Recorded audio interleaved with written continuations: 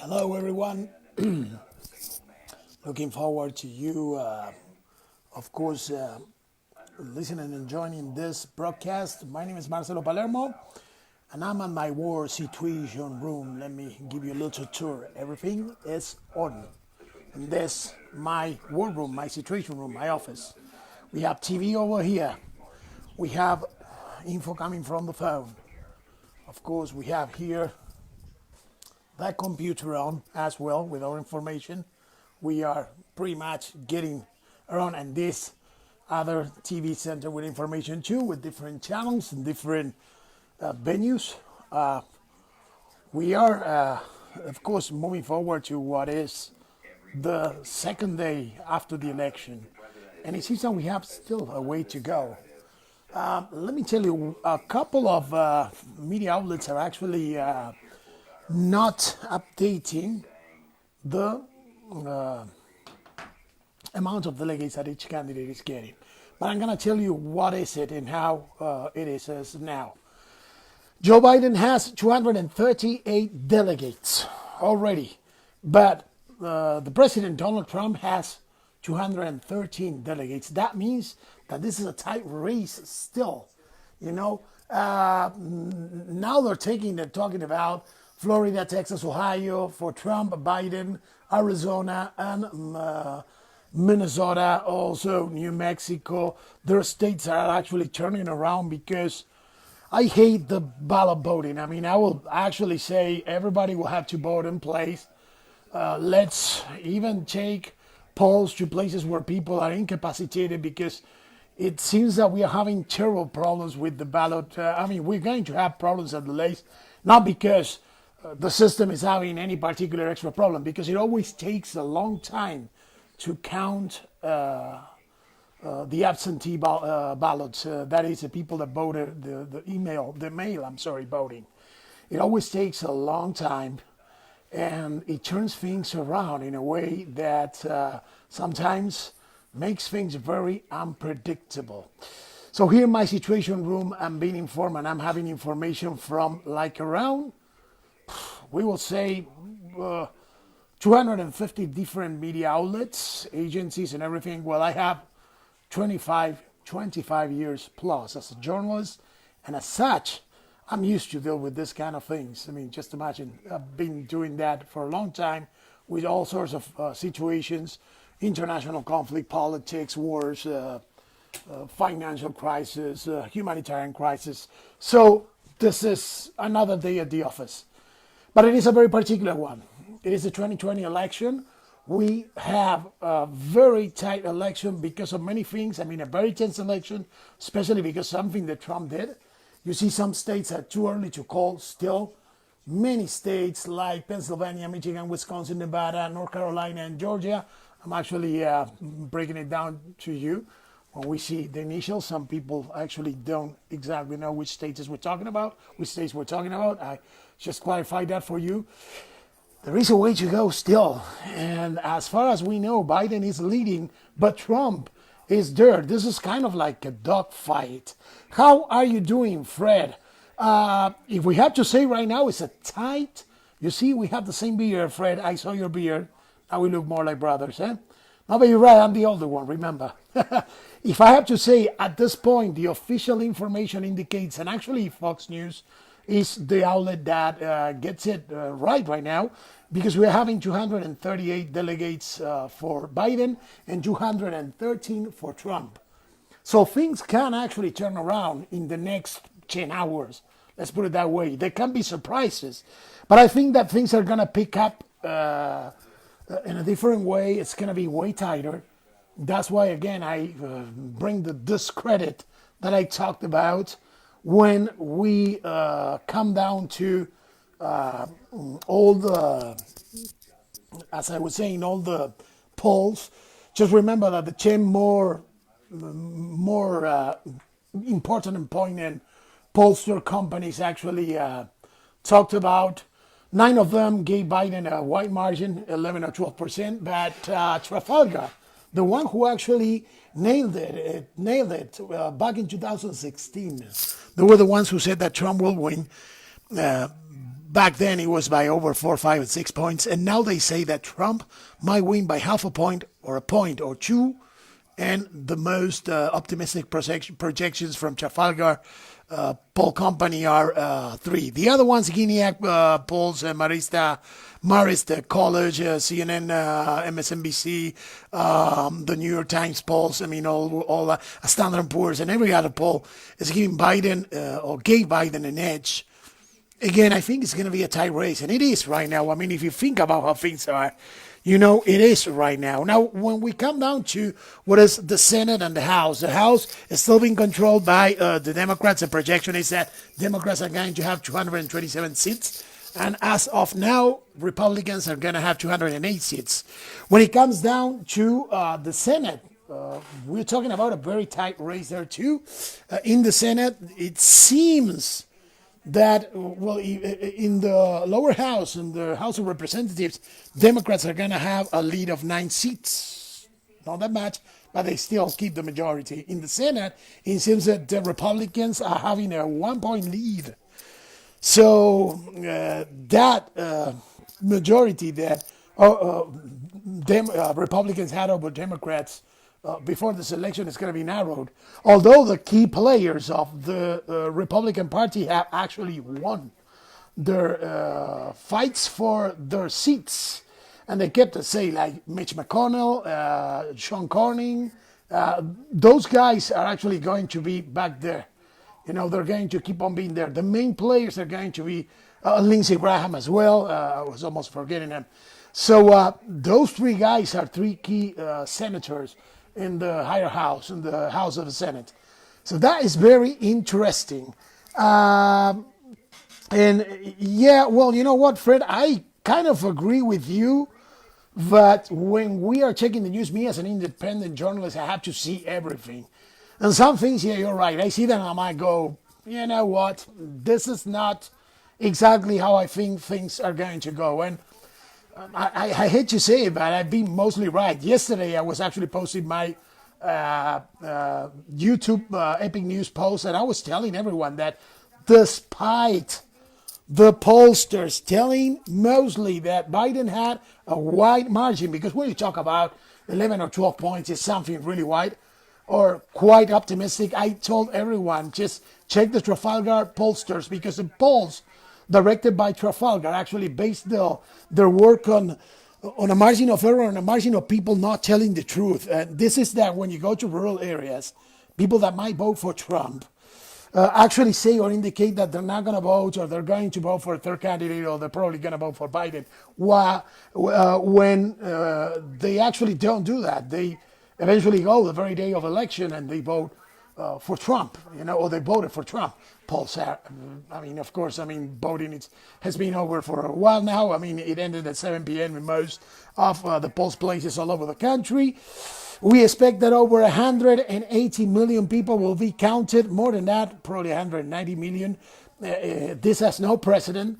So what we're looking for now is the mail polls, mailed voting. The votes that have been mailed are going to start coming and pouring very soon. Interesting to see, for example, something that is turning a little bit in Georgia. Warnock, Pastor Reverend Warnock, leads now the race in Georgia for the Senate. It's very interesting because that was kind of a novelty and a candidate that came out of the sleeve for the Democratic Party. But at this very point, things are going actually in a way that we have to be very objective. If we see, and as we see things right now, the polls are indicating, the information, the data, the strict data, what is coming out of the voting count is indicating that Biden leads with the number of 238 delegates. Remember, a candidate to win in the United States of America has to hit the magic number of 270. When you get 270 delegates, you win the elections here in the United States of America. Our system is quite different from many other systems. It's complicated sometimes, but democracy gets messy. It's part of the deal. And as I said, I'm actually getting all the information. As you see, I was talking about Graham. Graham already won. We have different sources of information because I need to check everything, right and left, center, everything. You see, my computer is also active. All my TVs are on, and I keep on checking things all the way. For you guys to see, this is absolutely unbiased. What I do here is to keep on moving forward, to check all the information that is available. Again, as a journalist with 25 plus years of experience, I receive sources of information, from over 250 sources in this case. I'm actually juggling with lots of data and information. So I said, with all this that I have in my hands, I need to actually throw it out there, because some of the media are not actually updated yet. If you think, for example, of MSNBC, they have 224 delegates for Biden and 213 for Trump. But the reality indicates that Biden already has 238. CNN also has less delegates for Biden. Now they say 200, they were 223, now 224. CNN and MSNBC has 224 delegates for Biden against 213 for Trump. What is happening is that the outlet that has it right, that has it actually updated, is Fox News, which are indicating, and they are indicating that Joe Biden has 238 delegates and Trump 213. But again, make no mistake, this can turn around in the next several hours. There's no last word yet. Again, forget about all the polls, and really I have to say, and it's a little bit of a rant, but why do we spend in this country, and by the way, those pollsters are polling all over the world because they're so-called prestigious, or the world's most prestigious pollsters, and they're installed all over the world. They check upon every single election, and they don't have it right because they predict one thing, and only one pollster actually dare to say maybe things are not going to go the way everybody's talking about. Everybody's indicating, And what everybody's talking about right now is the numbers and how to get to that magic 270, which is what's going on. There are many outlets out there, because there's not just Fox, MSNBC, and CNN. There's ABC. There's many. Associated Press, Standard & Poor's, American News Services, Relac News, AHN News, Reuters. I check so many agencies, and I get even information from insiders in the White House, at the Congress, in both parties, in the national committees, in the RNC, and the Democratic National Committee as well, the NC. I get information from everyone, so I have to check everything, you see. So the truth comes to me in the form of numbers, of pure raw data, however you want to see it. I'm biased. The numbers are clear, and I'm telling you, because of me checking the numbers as they happen, getting the information as a professional journalist from the sources. Let's say the committee that checks the elections, the National Committee checking the elections, is a bipartisan committee.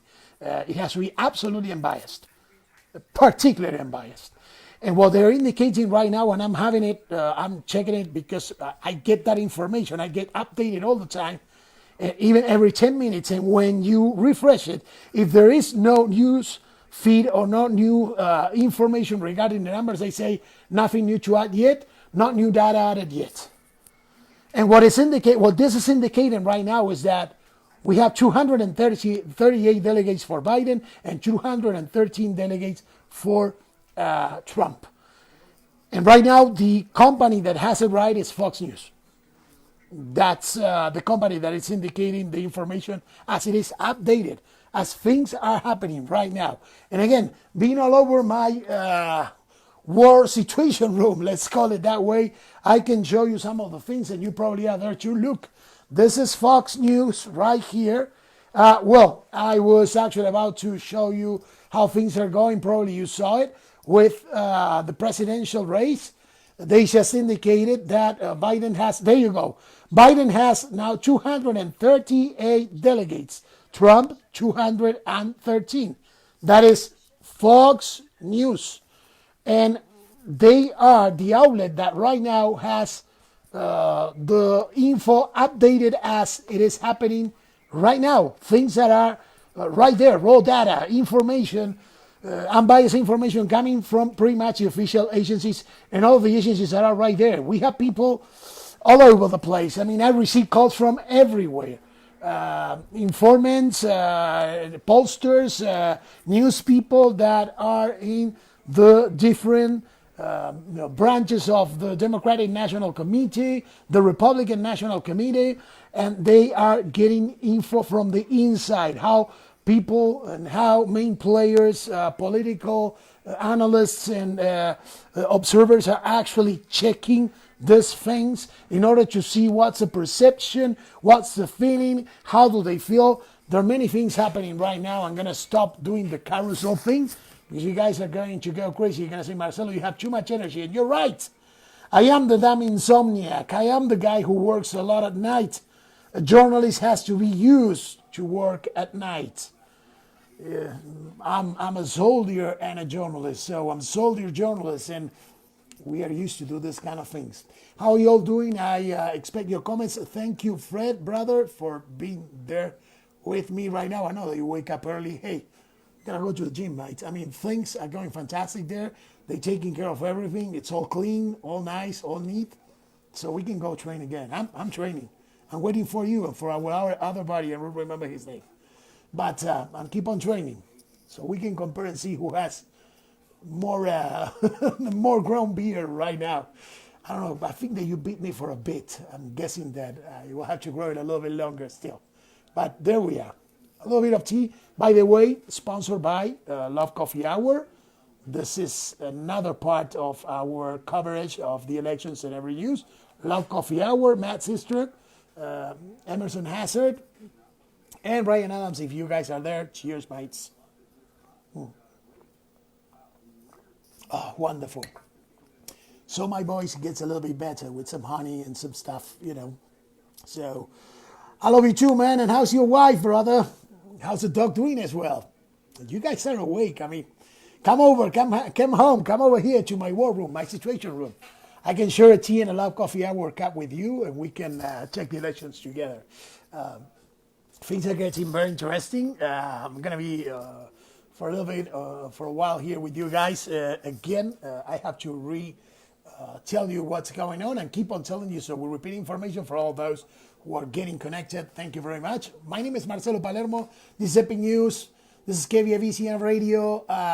Anything that it's involved with us, Love Coffee Hour, point of information, and we receive information from around 250 agencies, including AHN, American News Services, MSNBC, Fox News, CNN, CNN Radio, Standard & Poor's SP, Reuters, Associated Press. We receive information from actually the DNC and the RNC. We have informants, journalists, and reporters, correspondents that are connecting. In my case, I say we. I have to say me. You know, and that actually means that I'm being bombarded with information. But that is the way you create an unbiased profile when it comes down to report what is happening. So I can tell you when I see all these news outlets who is actually reporting what's going on with accurate and updated data, or who is actually up to or still have to update their information. You take care too, my dear Fred, brother. And again, let's schedule a training day. Gym is open, and we take all the safety measures so, you know, we can be safe. Remember, we're still in this very brief and very complicated COVID situation. I'm actually broadcasting from El Paso, Texas, southwest of the beloved United States of America. And I'm telling you, we had a peak of COVID 2 weeks ago. Many cases, to me, was a close call because I have loved ones also that were infected with COVID. Thank God they're coming out of the situation, but it's nothing to take lightly. And that is another thing that right after the election, because lots of people will say, come a victory for Biden or for Trump. You know, there's no time for celebration. There's so many things that we have to do. You know, so really, the many things in the agenda. Both of the president right now, let's say the president wins and he has to think what is going to go on for his next term. First of all, having to finish his first term. How is he going to face COVID? If he's going to reinforce or replace most of the people in his health cabinet, what kind of actions he's going to take? And if the case is that Biden wins, he's going to have to face this situation that is nobody's fault. It's just COVID came over, messed everything up, and this is not a United States of America situation, it's a war situation. Fred, the gym opens at 5:30 a.m. now. So remember, we are the early birds. We go there to train like what? We should go, hey, we went at 4 a.m. But we also went at 5:30, right? So we can make it like around 5:30. We can be there and we can go train. How about that, brother? We can probably go and train at 5:30, something like that. I think it's feasible. I mean, it's a good hour. It's still within the realms of the hours and schedules that might be comfortable for us. So, and great because you don't have many people there. Well, you have lots of people as in my emails, computers, my info coming through different outlets. It's tremendous. I mean, there's lots of people here. And my Facebook too. Hi, everyone. Thank you for being with us. My brother Fred, Alex, John, Tommy, Joel, how are you doing? Everybody here, Gaspar, thank you very much. Disu, how are you doing? Pleasure to have you here, everyone. Well, you know what, Fred? He says, of course, he's a Trump supporter. My brother is a Trump supporter. I mean, he says if Biden wins, this country is in big trouble. What I think is no matter who wins, my anticipated epilogue of the election will be, and it should start right now, that no matter what, in the end, we have to be the United States of America. We cannot remain divided the way we are. Divisiveness is actually something that's bad for us. And I really, at this point, think that moreover who wins the election, we truly have to start thinking of the United States of America. We have to find a way to connect. I mean, although we have many differences, all of us, there has to be ways to connect and to work for the common good. The argument with Trump and Biden was about Biden's 47 years, and on the other side, it was about Trump being experienced. Well, Trump has been already president for almost 4 years, so there's some experience right there. From the get-go, he has to get into the presidency with no previous experience in the public service. And Biden has been in public service for 47 years. Well, I mean, the thing here is the United States of America has always been one of the greatest countries in the world, the greatest for us. And certainly, we are the only remaining superpower, the most powerful country, financially speaking, in the world. I truly believe that there are many good things that have been accomplished. Did we sail smoothly through the serene waters of the ocean? No. There's always problems. There are always problems, and there's always trouble on the way. Like the band that my father loved so much, Creedence Clearwater Revival. I see a bad moon rising. Well, we always see now and then a bad moon rising and troubles on the way. But the thing here is that the courage, the strength of being an American and having that spirit is that we are supposed to be ready to lead with any kind of problems. I mean, this is the country that actually took the initiative for D-Day in 1944 and to fight arguably the most evil ideology that has ever existed on the face of Earth. So, despite perhaps the fact that right doesn't want to work with left and left doesn't want to work with right, trust me in one thing here. I've been a war correspondent, I've been a combat correspondent, a conflict correspondent, I've been pretty much all over the world. I've probably been about 85 to 90% of the world. And yes, including Venezuela, Cuba, Russia, many other countries, in some African countries, Middle Eastern countries. One of the things that I've seen, and also, I got to see how things work in China and North Korea compared to South Korea. One of the things that we need to understand as Americans is that we're not going to have a socialist country, no matter what. Our sacred law of the land, which is the Constitution, we're not allowed that. We're not allowed a tyrant to try to become one in power or to try to seize power or have, or install like a perpetuation of power. The law of the land will not allow anybody to do anything that will be harmful to the way of breaking down our institutions, our main laws. What happened in Cuba and Venezuela, North Korea, in those countries where extremes actually pretty much destroyed the foundations of society and democracy, will definitely not happen here. I mean, trust me, compared to that, we are way too good. And yes, I understand. And we're always going to have these fights between Republicans and Democrats. And I wish there would be like at least two more parties, that could actually bring something in the middle or something in another direction.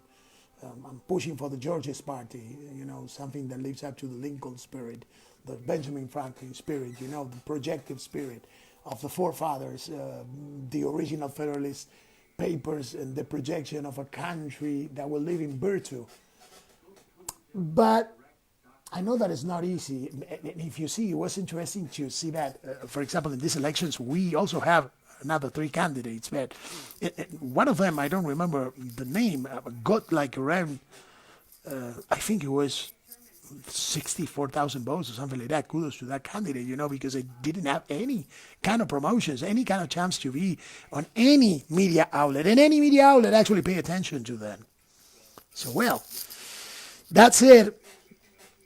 I don't care that perhaps Pelosi and McConnell cannot see each other. In the bottom of it all, I think that more than one time they actually got to, deal over a cup of coffee, over many things. Actually, I know it because I seen some things in Washington that many people that don't know what's going on behind the curtains there might think that those things don't happen, but they do.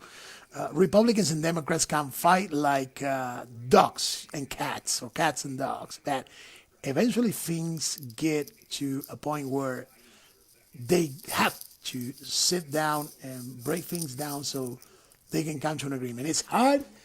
It has been really crazy during these years, and I'm not talking about the last almost 4 years of the Trump presidency. I'm talking about the Obama presidency as well. And even before, it came a little bit crazy, but eventually they get together. Trust me on this one. Yeah, brother, I mean, Fred, it's true that it's been crazy now, and they didn't come to pass a law for, the monies that people need to keep on moving because of the COVID situation. But they're going to have to do something. By the way, yeah, I have to go there and I have to have coffee with you again. It's to your beautiful house. Absolutely. We need to. And the beer, I'm all for the beer and then the coffee. How about that? Cheers. Here, a beautiful tea, an arnica tea with lemon and natural honeybee, That's so good for your throat, your voice. Look, you can listen to me more clear now. But here's the thing. No matter what goes on after the election, I think it is time. And probably, let me tell you something. I truly believe that in the end, or at the end of the whole thing, either Trump or Biden will have to come out and call for unity. I'm telling you one thing. If Trump wins, he knows that he just have 4 more years. Well, it's a lot to say because 4 years are 4 years. So now I don't think that nobody will be able to tell him, hey, let me fix your agenda. When you're a 2 terms president that you want to get another term, you actually navigate through in the first term and try to accommodate things and to do as many things as you can. Trump actually made many bold moves. The Jerusalem embassy in Israel, a controversial topic, but I mean, he went on with it. There are other things like the tax cut that moved on and moved forward. There are other things too. I mean, the controversial management of the COVID situation and how the economy went down. But again, who is to say that has a magic formula to solve the COVID situation? Nobody. It's very complicated. And things are, whoever wins next we'll have to conciliate the country. We have to bring the country together. And we all have to pitch in. I don't think so, brother. I mean, if Biden wins or Trump wins, I don't like to hear things like, now there won't be 6 months around or things like that.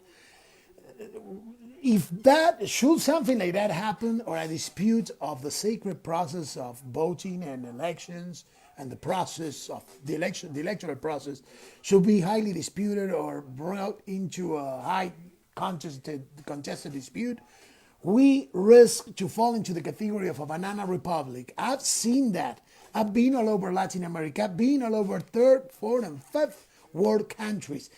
Trust me, we don't want that. We might not like the person who is elected, or we might think that there might be another better option even besides the ones that we have.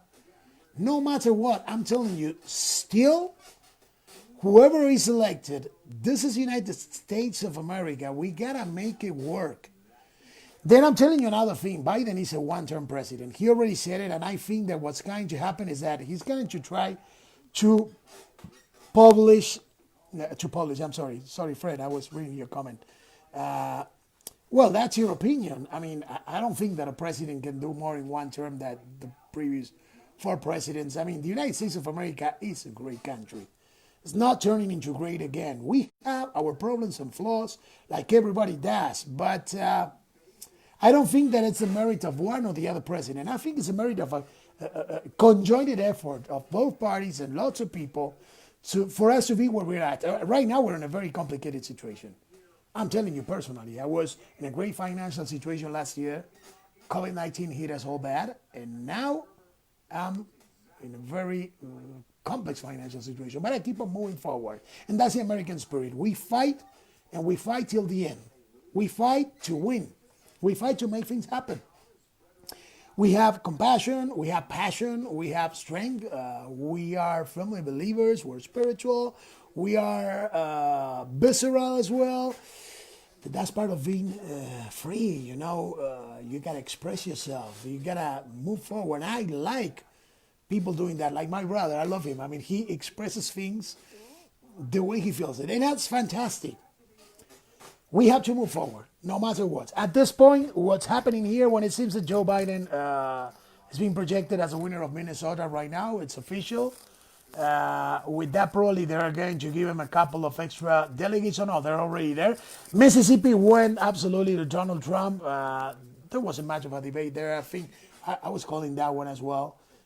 So things are getting tight now, but as up till now, the official information indicates, again, for all of those who actually joined this live broadcast via Facebook, I'm Marcelo Palermo for Epic News, and the thing is that we have 238 delegates for Joe Biden against 213 delegates for Donald Trump. So nationally, in the Electoral College race, which is the race that matters the most, Joe Biden is leading. He has 238 delegates, and Donald Trump is chasing him with 213 delegates. This is a tight race. It is about to become a dogfight again. And now, at a point, Biden was up with 100, almost 100 delegates, but Trump shortened the distance, caught up. Some votes went for him. Very important states went for him.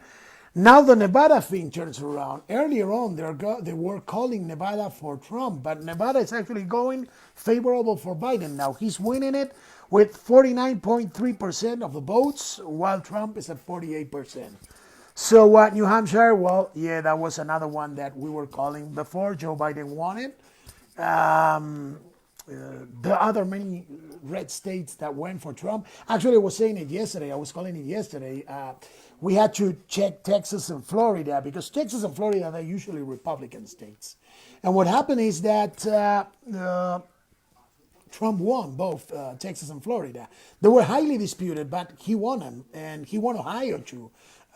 One interesting fact that is not a minor fact is that for several presidential elections, Ohio was always on the winning side. I mean, the candidate who won Ohio won the presidency when we talk about presidential elections. It's more a thing of coincidence that of numbers and stats, because really Ohio doesn't provide a big number of delegates, but there are other states, big states, that are actually being disputed, and the ones that are actually going to determine the race. You see now, for example, North Carolina. Trump already won South Carolina. Trump is leading. President Donald Trump is leading in North Carolina, but barely, is 50.1% to 48.9%. So it's very tight. So, no, Fred, I don't think that nobody can cheat. The American electoral system, it might have some flaws, but we're way better. We have a way better system than any other countries. Most of the countries. I don't believe that. And yeah, we have 331 million inhabitants. The electoral universe is actually less than that, of course. I mean, we'll be talking about 200 and something million registered voters, and probably we're going to have around 190 million voters in this election, more than any time before.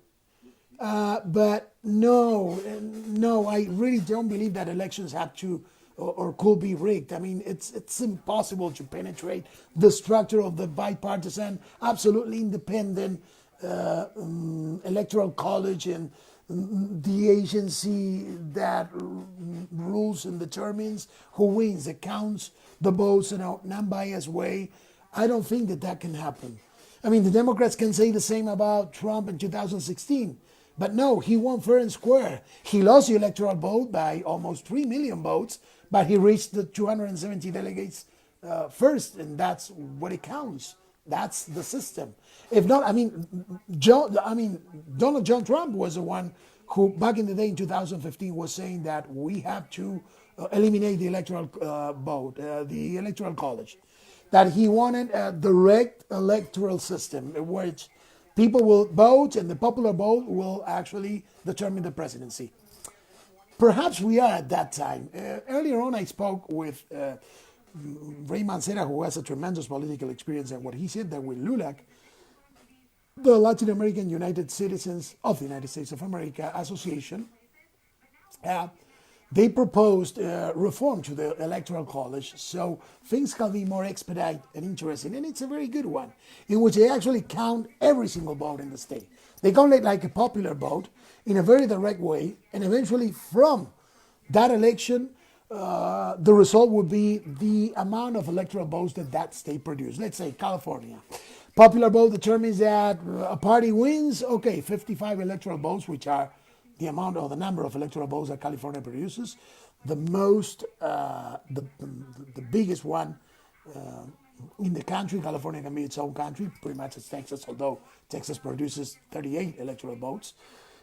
So the one who wins the popular votes in the state wins the electoral college there. So, I don't think that there was cheating. I really don't, because I saw the numbers and I read them, and Trump won in 2016. There's no cheating. And Hillary won the popular vote. She has 2,900,000 and something votes, almost 3 million votes. I mean, she won the popular vote, but she lost the electoral college, and fair and square she lost. And today the president is Donald J. Trump, almost 4 years after.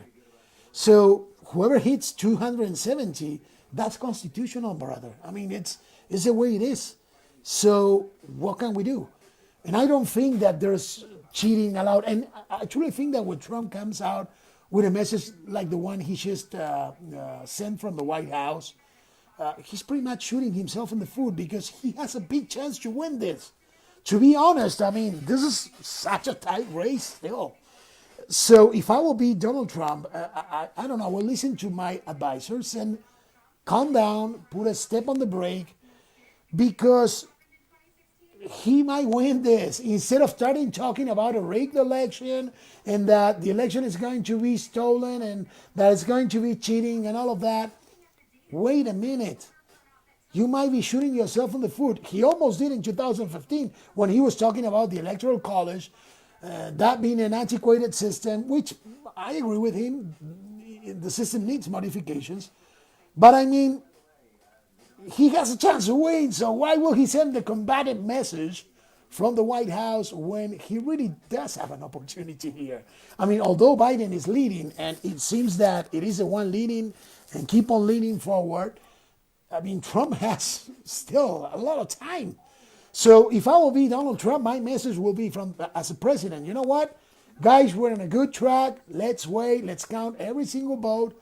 And you will see we're on a path to victory. That's a message of confidence. When you come out and you start talking about cheating and about the election being rigged and that you have to go to the Supreme Court and all these baloney, really, that's not presidential. I mean, I have to be honest. I mean, that has no precedent in the history of the presidency of the United States of America. And it has no place. Because, Mr. President, you might win it. Don't shoot yourself in the foot. Remember that you won because of the Electoral College back in 2016. And you might again in this 2020 elections. And if he wins, and he wins rightfully so. And if he loses, and trust me, he will lose rightfully so. The American people have spoken already, so now we're waiting for the votes to be counted so we know what exactly happened. Let me update you again. Wyoming is for Trump. He won Wyoming, and I call that also. Colorado for Biden, I call that one also. I mean, that's pretty much a perennial thing to happen. The states that you know that they will lean either blue or red. Well, there's some states that are going to be blue, such as California. Texas, I mean, it was highly disputed, but eventually went for Trump. Florida was highly disputed, eventually went for Trump. One can understand that those are Republican states. Arizona is pretty much in Biden's pocket. Arizona was a surprising state. And nobody was talking about Arizona as a determinant state. It gives 11 electoral delegates to the Electoral College. Arizona provides 11 delegates. So literally, seeing what's happening, everything is up for grabs yet. You know, I mean, blue states have been blue, red states have been red. Perhaps we have that surprise with Arizona.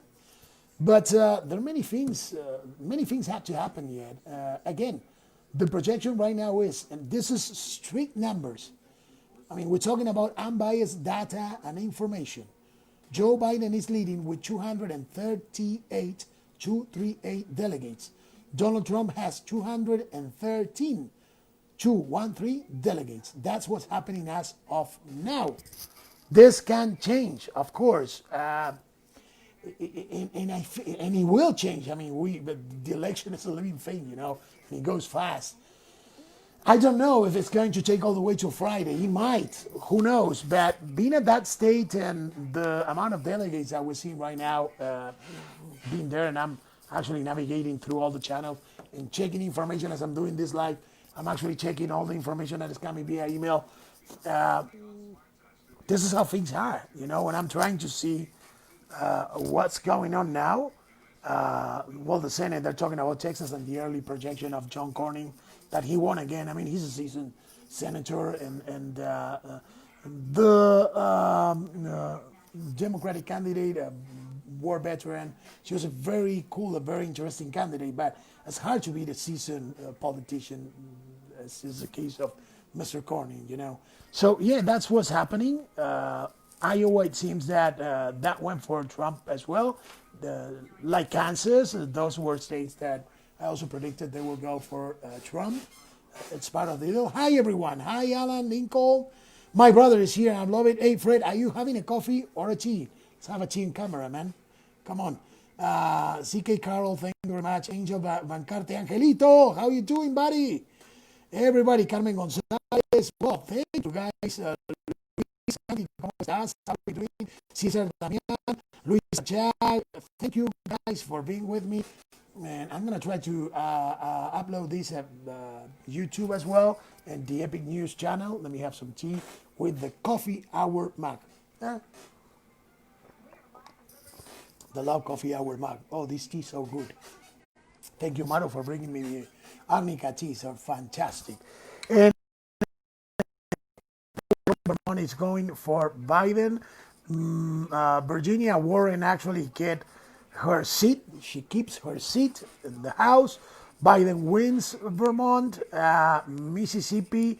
Well, Mississippi is already for Trump. I mean, Mississippi is also a state that tends to lean Republican as well. So, in the case of Missouri as well, that's a Trump state. The thing Montana, Montana has to go pretty much. Actually, folks, I think that they're updating right now, but Montana will be for Trump as well. That's a Republican state. I don't believe that can change, actually. North Carolina is highly disputed. Now, North Dakota, that has to be Republican too. That goes for Trump. Washington will go. We already went for Biden, of course. That's Nebraska has to go for Trump. Wyoming has to go also. Technically, should be disputed there, but mostly will go for Trump. Nevada, Biden is actually taking the lead. Alabama has to go for Trump as well. I had to call that one for Trump. The thing is the delegates. You see, some of those states have just a few delegates, whereas California has 55. New York has also like around 30 or something like that. I'm not quite sure. I don't have the exact number. New Jersey, well, that we know that will go for Biden. The surprise, Arizona. Arizona should be, and it's, I think, between 11 or 15 delegates. Arizona is going for Biden. It is projected. Oh, be careful. It wasn't declared yet. Because they're saying it so on Fox and also on CNN, but it didn't happen yet. But well, in Ohio has to go for Trump. Ohio is the key lucky state because it has been the state that has chosen the president for several, like the last 8 to 10, at least 8 presidential elections. So, well, but it is too early to call. For example, I will tell you, Pennsylvania, Michigan, Wisconsin, Nevada, North Carolina, and Georgia. Too early to call those states. They're becoming key states. And I see some pollsters and some political analysts and pundits, especially here in Fox News, telling that now things are going to turn down into, it's going to come down to Georgia, and then Pennsylvania. Everybody was thinking about Florida. Florida is out of the question. It's already Trump state. He has won. Same way he has won Texas. But well, case of South Dakota. South Dakota was for Trump since the get-go, like Tennessee, for example, as well. We're checking all data. Let me see here. Yeah, Tennessee, I had some. I'm checking info from everywhere. Sorry, guys. I mean, and feel free to pitch in. I appreciate it. Brother, I mean, I appreciate this interaction. It's great. And you're having coffee? There you go, buddy. What kind of coffee? Give my... the cup is a cup of coffee, but I'm having a tea because it's a Log Coffee Hour cup. I mean, thank you, Matt's sister, for this. My buddy, my brother from Log Coffee Hour Radio. So I think you met Matt, Fred, too. We had a very good, positive, affirmative economic action show that we expect to have it back there on radio. So, well, Washington, D.C., yeah, that was a given for Biden. Georgia, you know what? That's quite a dogfight in Georgia, eh? And we're trying to see what's going on there. So we already had the speeches from Biden and Trump. I believe that both are taking a good long nap now, not a good sleep because they're not going to be able to sleep.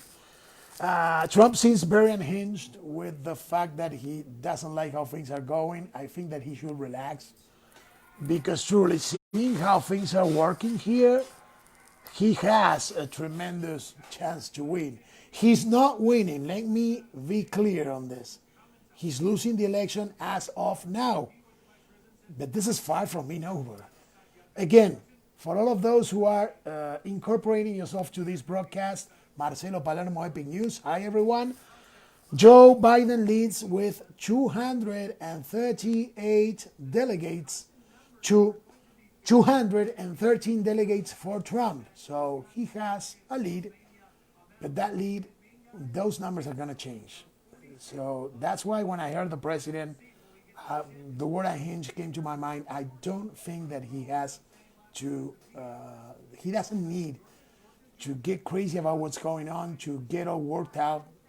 He needs to relax and relax his base as well. I mean, bring his base and his followers at ease. Because when he talks about that, everybody, starts to get jumpy and, oh, what's going on? What's going to happen? Listen, what's going to happen is that the counting will keep on going And if he got more votes, he will win the votes to get the 270 delegates. The magic number, understand this, because it is incredible that I actually topple and I talk to people all over the streets, some academics and intellectually well-rounded people, that they don't know how our electoral system works. Well, people, let me tell you right here and right now, we have 270 delegates. That's the electoral college system. The candidate who hits that magic number first is the candidate who wins. Some states gives a candidate more and some states less delegates according to the number of people, inhabitants that the state has.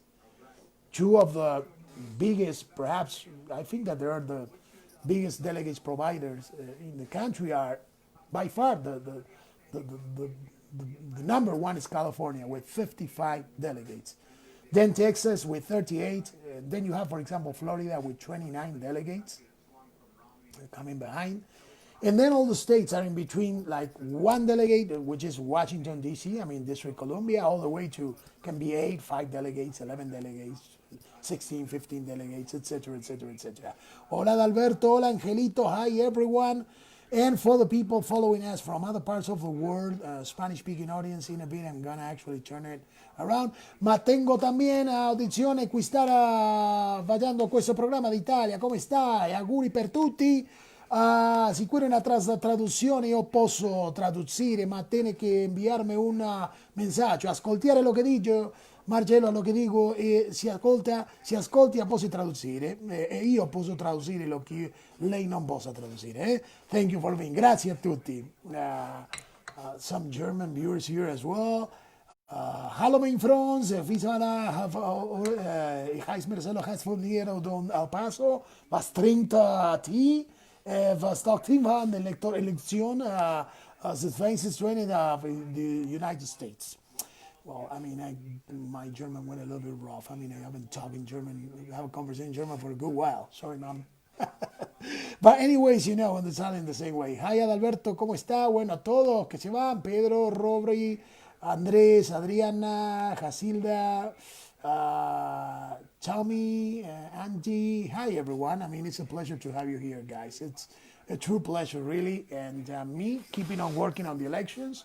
Some of these reports I'm going to be picked up by different international agencies so they can get some information. It's an informal conversation where we did our show in KBAV radio last night, in between 7 to 10:30 p.m. It was like 3.5 hours. And now we're live here on Facebook with the Chi. So now I'm going to switch to Spanish. Para todos aquellos que hablan castellano español, sean ustedes bienvenidos. Bueno, aquí estamos les quería mostrar en mi búnker informativo, mi cuartel de guerra, cuartel de situación, ¿verdad? Con diferentes medios prendidos, como ustedes ven, todo puesto en la televisión, también en la computadora. ¿Por qué? Porque tenemos que analizar las elecciones. Mucha gente no entiende bien cómo es el sistema electoral acá. Yo les voy a explicar un poquito. Again, well, we just finished our English broadcast, so we are switching to Spanish now.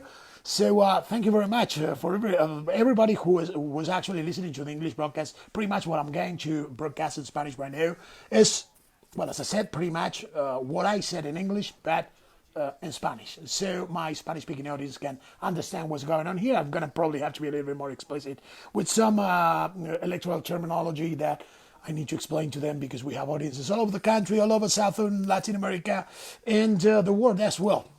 Así que hacemos de nuevo el cambio, hecha la aclaración, a castellano, fíjense ustedes, toda la información que va desarrollando, bienvenidos a mi búnker de guerra, señoras y señores, ahí está, esto es todo lo que estamos viendo, les reitero cómo van las cosas, bueno, acá tenemos información que se va actualizando en referencia a lo que ha pasado y a lo que sigue pasando, abrazotes Angelito, Moisés querido, ¿cómo te va?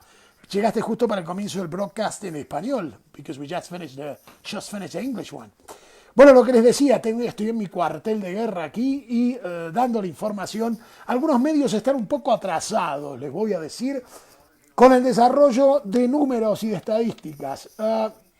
Sucede, thank you, brother, you have a great night, and of course we had to get together for, in this order, beer and then the coffee. First a good old beer. Some bratwurst, probably. I need to cook you actually some grilled bratwurst, man, I'm really good at that. And pizza, too. Telling you, I'm thinking about opening a pizza restaurant, a pizzeria. bringing the Italian side of us. How about that? Gonna help me. We're gonna have a picture. The beer bros. How about that? Hey, stay safe. Say hi to the wife and, of course, your lovely dog as well. We'll see you soon, man. Need to go train, remember, at the gym. Ok, volviendo al castellano, español, señoras y señores, en este momento las cosas están así. MSNBC está atrasado. Le da 224 delegados a Biden y 213 a Trump. Lo que está pasando ahora es que Biden tiene 238 delegados y Trump tiene 213. Vamos a ver si Fox, que sí está tomando los datos más rapidito, está al tanto con esto como estaba. Ahora están informando sobre otras cosas. Por ejemplo, que Trump ganó Alabama, carreras que tienen que ver también en otras partes. Bueno, Alaska también lo va a ganar Trump, South Dakota también. Son cuestiones, relación de lo que tiene que ver con la parte de ser de un partido o del otro. Pensilvania se está viendo que Trump tiene una interesante ventaja, verdaderamente.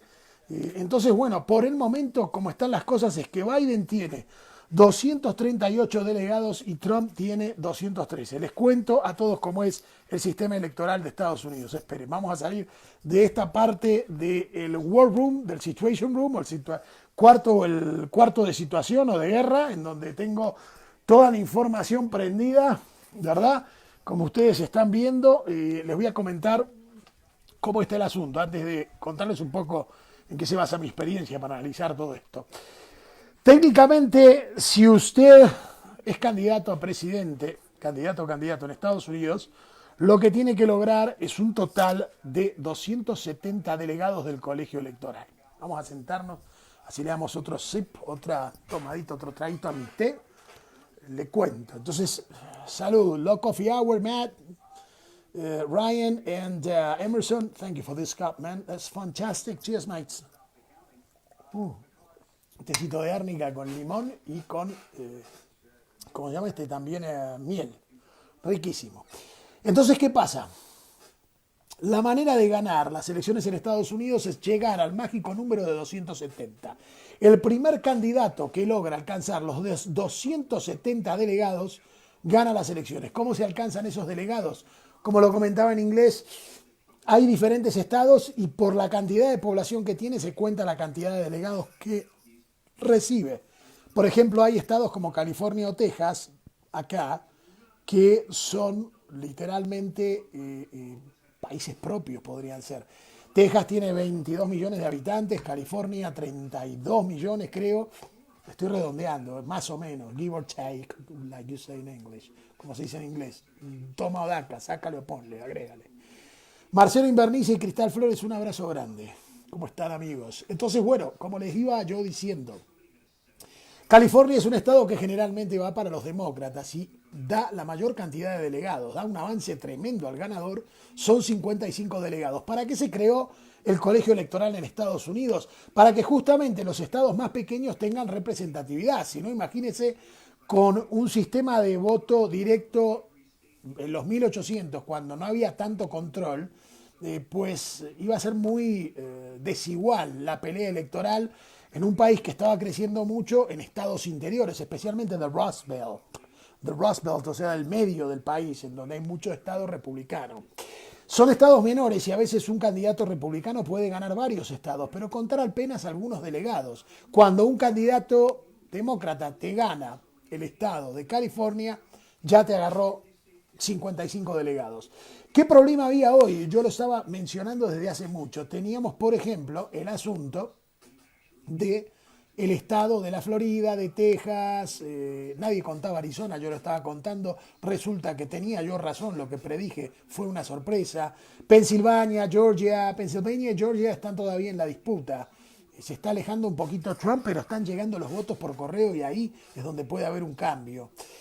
¿Qué pasa entonces? Cuando Trump gana el estado de Texas, con el estado de Texas se asigna 38 delegados. Con el de la Florida se asigna 29 delegados.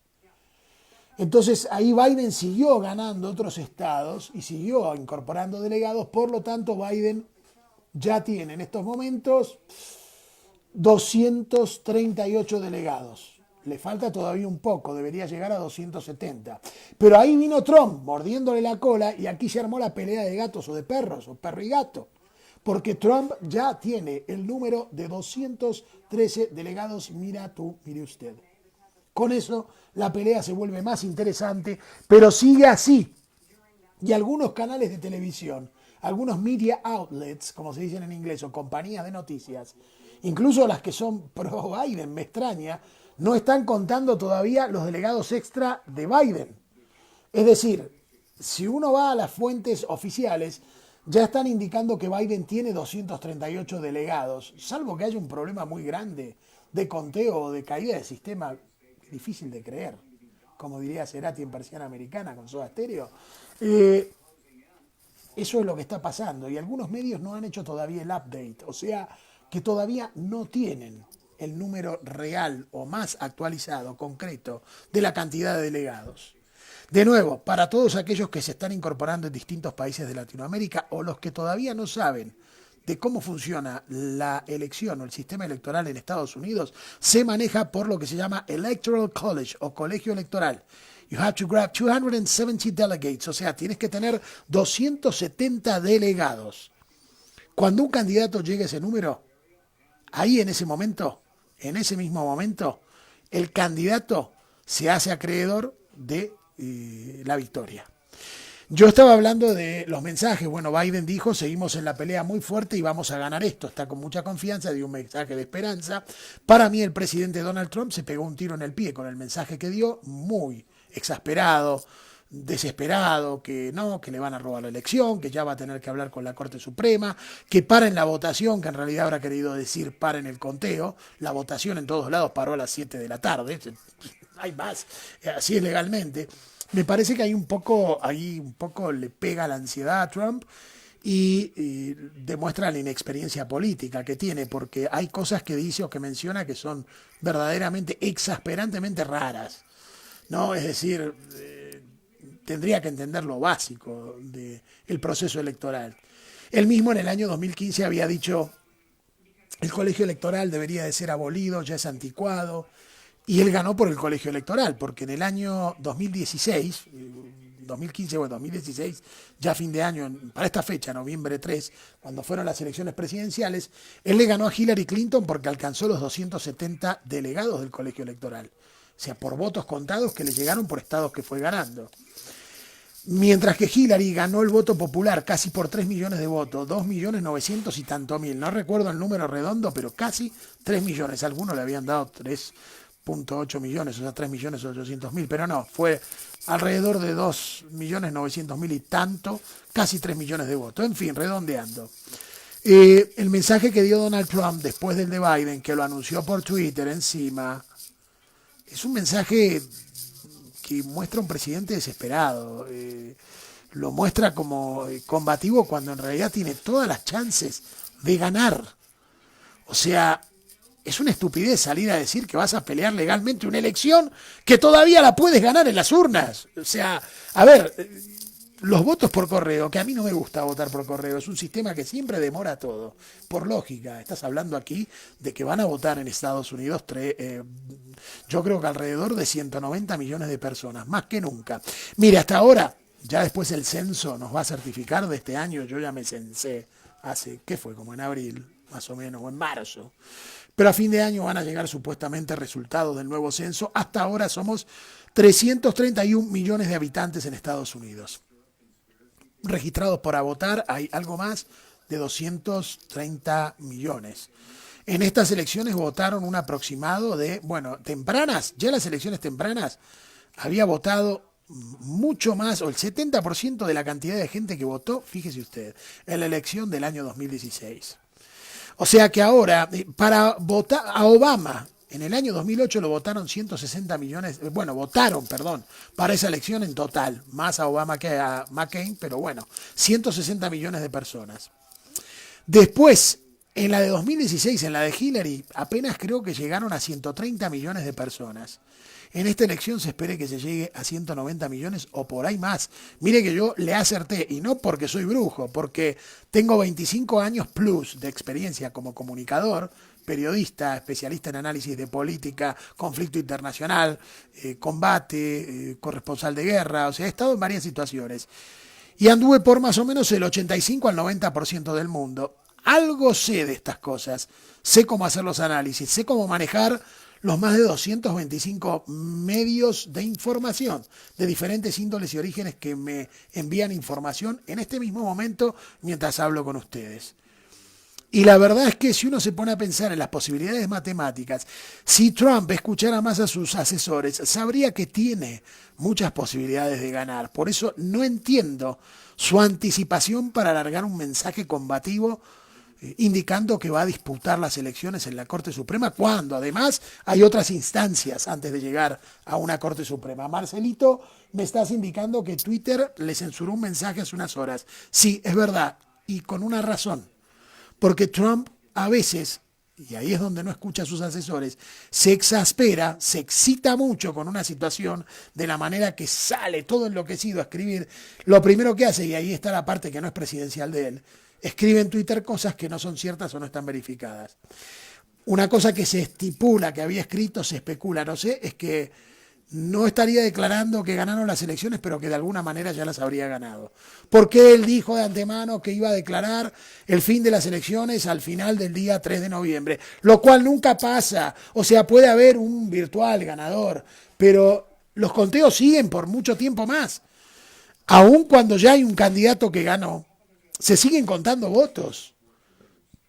Entonces sí, Twitter le tuvo que poner un cerrojo, porque no importa que sea el presidente, Estados Unidos es una república democrática, es decir, una república en la que hay democracia. No se puede hacer algo, y se puede decir cosas, pero también se tiene que ser responsable. Si yo mañana salgo en un medio como Twitter y digo, acaban de morir 50 millones de personas, cayó una nave espacial del planeta X, y lo pongo en Twitter, y Twitter va a poner un aviso diciendo esto no es información verificable, no es real. Bueno, lo mismo no es real que el presidente ganó las elecciones, no las ganó, de hecho las va perdiendo. Las puede ganar, tiene todas las chances de ganarlas, pero en este momento pierde. Y de nuevo, lo estoy leyendo en este momento, en los medios favorables a Biden le están dando menos delegados a Biden, 223. Y a Trump le dan 213. Pero Fox News, que es un canal más amigo del presidente Trump, le está dando a Trump 213 delegados y a Biden lo da como ganador por 238 delegados. Recuerden, no me canso de reiterarles, si pregunten cualquier cosa, me especializo bastante en lo que tiene que ver con la parte constitucional en Estados Unidos. Puedo contestar varias preguntas. Hay que llegar a los 270 delegados. Técnicamente uno lo escucha y dice, uy, Biden está muy cerca. Tranquilos, esto puede cambiar.